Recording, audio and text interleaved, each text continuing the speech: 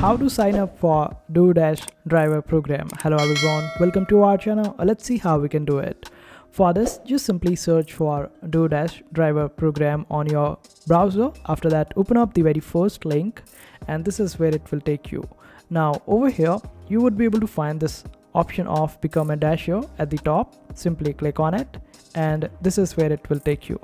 Now over here, you need to provide your postal code, and after that you would also be requiring to provide some more information about you, like your name, middle name, your last name, and all sort of details.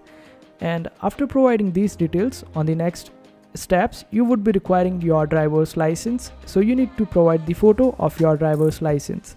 You would also be requiring to provide your facial recognition and also some other details about you. After providing all these details, you would be able to create an account on DoorDash driver program, and you should also be able to verify your email address as well as your phone number. So I hope this video was helpful. Make sure to hit that like button and also subscribe to our channel for more helpful videos.